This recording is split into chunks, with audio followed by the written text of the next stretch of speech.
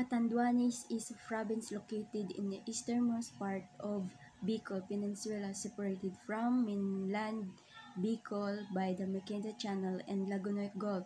So, ang Catanduanes ko located sa the easternmost part of Bicol Peninsula. Tapos, separated from mainland Bicol, the Maqueda Channel, and the Lagunoy Gulf. It's often referred to as land of howling winds due to its exposure to frequent typhoons. So bali dito nga probinsya duga ng madalas nga ga dito ga ulan kaga bagyo. The province is cover an area of 1,492.16 square kilometers with a population of 260,964 as of the 2015 census. So bali ang dito nga ang area sang cover sang area sang square meters bali ang 1,492.6 square kilometers. Bali ang population naman dito ng 260,964 as of the 2015 315 barangays. The biography of Catanduanes is characterized by single mountain mass of low mountains in the west coast and limited plains along the Pacific Ocean. The primary language, a distinct accents, the main sources, livelihood and farming, rice, corn, coconut, hemp, and root crops, and fishing with the constant exposure to storm. The province lacks of major industry, but the cottage industry based on abaca and forestry. Additionally, the Catanduanes experience rainfall throughout the year of making drought a rarity. So bali dito nga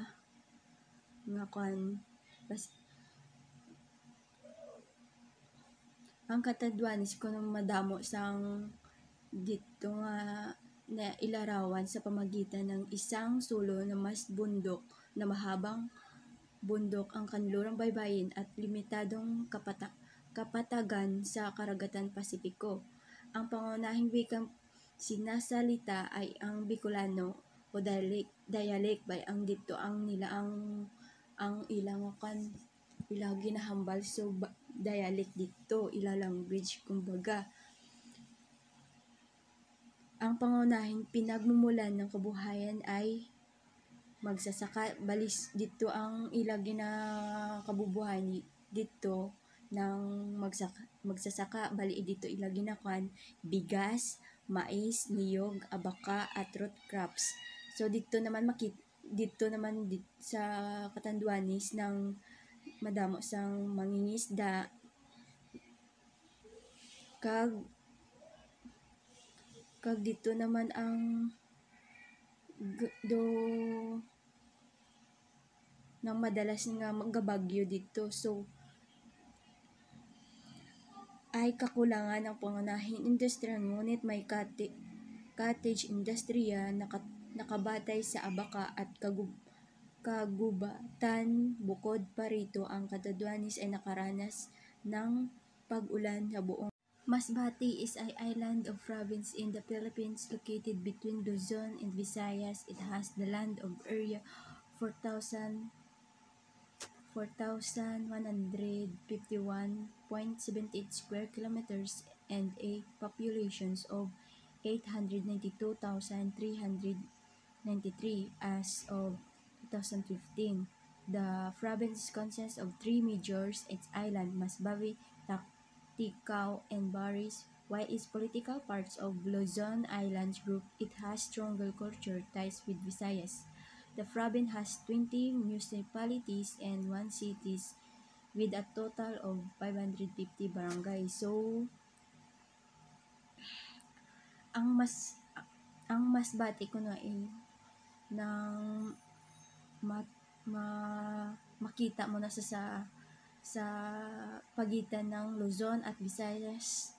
Tapos ang sukat naman kuno sa mga lupain bali 400 daw ng 4,151.78 kilometer. So ang population naman 892,394 noong 2015. So tapos ginabuo inisang tatlo ng pangunahing isla, bali ang Masbati, Ticao at Baris.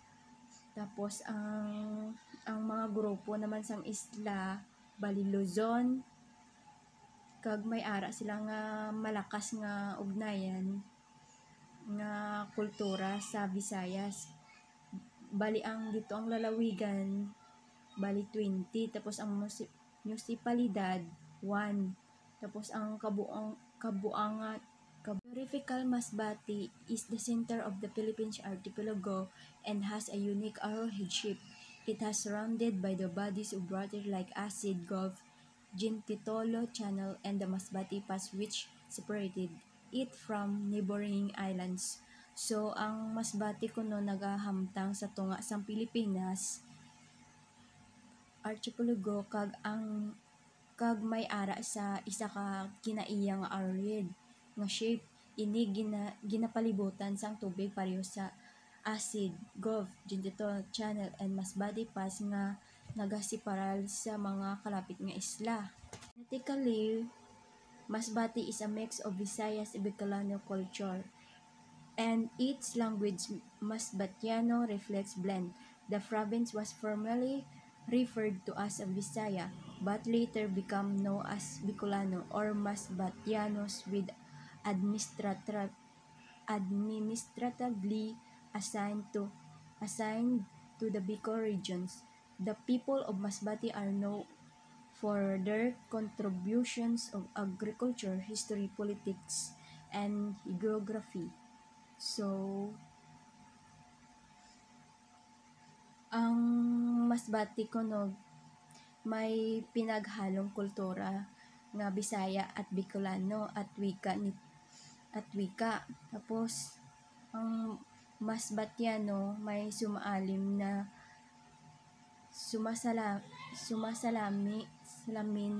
Tourist attraction in Masbati include the various islands, beach and waterfalls, lighthouse, caves, and natural landmarks like Sombrero Land, Tinalisay Island, Araroy Beach, Kalanay Falls, and more. So sa ko naman sa Masbati, dira mo makikita ang more sang tourist attraction. Example sang beach, talon, parola, kuweba, at mga natural nga tulad ng sombrero sa isang Tinalisay Island, Araroy Beach, Kalanay Falls, and kadamo pa sa ilang dito makikita sa Masbati kung kita dabi mag-travel dito.